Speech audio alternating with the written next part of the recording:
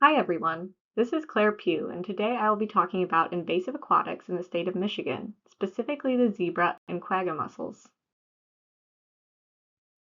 Both the zebra and quagga mussels are native to Eastern Europe. In the 1980s, populations of both the zebra and quagga mussels were first discovered in the Great Lakes of Michigan. It was suspected that these mussels were introduced from the ballast water of transoceanic ships. Recreational boating is suspected to contribute to local spread. Both mussel species can attach very quickly and survive outside of water for several days, so boaters can unknowingly transport these species when they remove their boat from the water at a launch site and relaunch elsewhere. Zebra and quagga mussels have a gigantic economic impact in the state of Michigan due to biofouling, which is accumulation on ships and underwater structures. This includes intake and drain pipes of power plants, public water supply facilities, and industrial facilities. These mussels can additionally damage boats, docks, and fishing gear. It is estimated that the management of zebra and quagga mussels in the Great Lakes costs over $500 million each year. Both mussel species are filter feeders, so in great abundance, they can filter the water ecosystem more than native mussel species, leading to a change in ecosystem. Zebra and quagga mussels reduce the levels of phytoplankton, zooplankton, and other water particles, increasing water transparency. This affects plant growth and native species dominance. They also can outcompete native mussel species, sometimes growing directly on them, leading to the death of native mussel species. Since their introduction in the Michigan Great Lakes, these species have rapidly spread in not only the Great Lakes, but also in other bodies of water in Michigan. By 2010, zebra mussels were reported in 255 Michigan inland lakes and 17 rivers and streams in the state.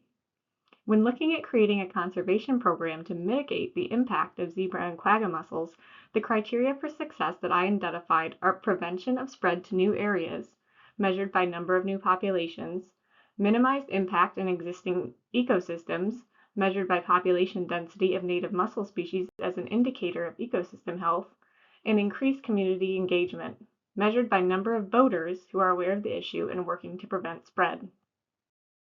My proposed intervention for this is an informational campaign. One of the most effective techniques of invasive mussel management is teaching boaters clean, drain, dry.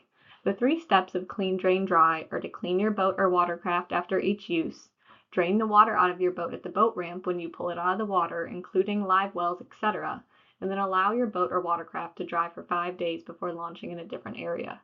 This campaign would be targeted specifically at Michigan boaters. There are 1,300 public boat launches, so this would include posted signs at each one. It would additionally include painted signs on the ground at launches with current infestations to capture the attention of boaters as they launch. Many people in Michigan transport their boat to launch it, often traveling further north to a lake house, so part of the informational campaign would include signage on main Michigan highways like I-75 North. This would also include a social media campaign. In addition to the informational campaign, this strategy would make available tools for boaters to clean their boats at high-risk launches. High-risk launches will be determined by launches with current infestations and high boater traffic. These spots will include Clean Drain Dry solar cleaning stations. This is a solar-powered station that you can buy that includes blowers, vacuums, brushes, and other cleaning tools at the launch site for boaters to effectively clean their watercraft. My proposed budget is shown here, where again money is spent on clean, drain, dry stations at high-risk launches, and there's additional investment in billboards, various signage at launches, employees, and a social media campaign. In terms of other approaches, many current strategies are aimed at cleanup of existing infestations. Physical removal of zebra mussels on necessary equipment is done by scuba divers and can be treated chemically. This is effective as a spot treatment but does not stop spread to new areas. We know that zebra and quagga mussel spread is increased by recreational boating. The informational campaign strategy focuses on the source of spread instead of being a band-aid solution. This is also a prevention strategy that will save money in the long term compared to the cost of cleaning up infestations after they have occurred. Monitoring is another way to target zebra and quagga mussel spread. However, since they are underwater, infestations can be hard to detect before they are widespread, making this not as effective as preventative strategies. An informational campaign will both educate and empower boat owners.